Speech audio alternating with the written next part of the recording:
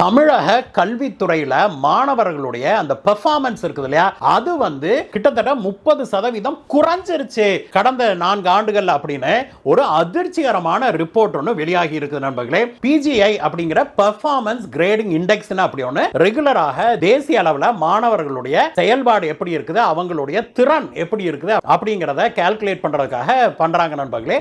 அந்த கிரேடிங் இண்டெக்ஸ்ல தான் நமக்கு இந்த அதிர்ச்சி கிடைச்சிருக்குது. கடந்த 4 ஆண்டுகளுக்கு முன்பு நம்ம மாணவர்களுடைய அந்த பிஜிஐ இண்டெக்ஸ் வேல்யூ இருக்கு இல்லையா, அது 774 இருந்தது. கடந்த 4 ஆண்டுகள்ல இப்பொழுது அது கிட்டத்தட்ட 30% குறைந்து 559 குறைஞ்சிருக்குதுங்கிற அதிர்ச்சிகரமான செய்தி வந்திருக்குது. அதிமுக ஆட்சியில இருந்ததை விட கிட்டத்தட்ட 200 பாயிண்ட் இதுல குறைஞ்சிருச்சு. அப்படின்னா எந்த அளவுக்கு கல்வி தரம் குறைந்திருக்குது தமிழகத்துல அப்படின்னு பலரும் கேள்வி எழுப்புறாங்க. ஆனா தமிழக அரசோ கல்வியில் சிறந்த தமிழ்நாடு அப்படின்னு நேத்து கூட சென்னையில பிரம்மாண்டமான ஒரு ஷோ ஒன்று நடத்தினாங்க இல்லையா. உண்மையிலேயே நம்மளுடைய மாணாக்களுடைய தரம் எப்படி இருக்குது அப்படின்னு தெரிஞ்சுக்கணும்னா அதற்கு தேசிய கல்வித்துறை வெளியிடுகிற இன்னொரு ஸ்டாட்டிஸ்டிக்ஸ் பார்த்தா போதும். ஏசர் அப்படிங்கிறதுல இந்தியாவுடைய 27 மாநிலங்களுடைய தரத்தை வெளியிட்டு இருக்குது. அதுல தமிழகம் 20வது இடத்துல இருக்குது அப்படின்னா பாத்துக்கோங்களேன். இதுக்கு மிக முக்கியமான காரணம் நம்மளுடைய எஜுகேஷன் பட்ஜெட்டை குறைச்சிட்டாங்க அப்படிங்கறதுதான். அதிமுக ஆட்சியில 18.5% எஜுகேஷனுக்கு கொடுத்திருந்தாங்க பட்ஜெட்ல.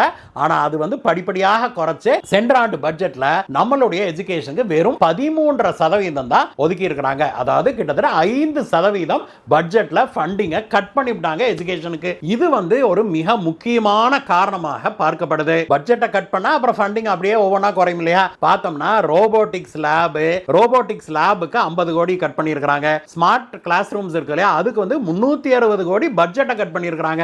இப்படி லிஸ்ட் பார்த்தா நீண்டுகிட்டே போகுது நண்பர்களே.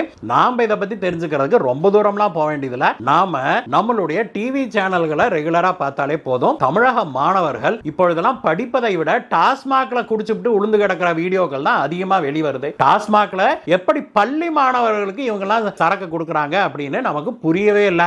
இது மட்டுமா, ஜாதி கயிறை கட்டிக்கிறது, அப்புறம் அருவாளோட ஸ்கூலுக்குள்ள வர்றது, இப்படி பள்ளியில படிப்பை தவிர எல்லாமே நடக்குது. மாணவர்களிடம் ஒரு கலாச்சார சீரழிவை ஏற்பட்டிருக்குது அப்படிங்கறதா கொடுமை. இதெல்லாம் கூடிய விரைவில் நம்ம சரி கட்டல அப்படின்னா அடுத்த தலைமுறையே வீணா போயிரும் அப்படிங்கறதா உண்மை. தமிழக அரசு இதற்கு உடனடியாக நடவடிக்கைகள் எடுக்குமா அல்லது அடுத்த எலெக்ஷன்ல தமிழக மக்கள் இதற்கு பதில் சொல்லுவாங்களா?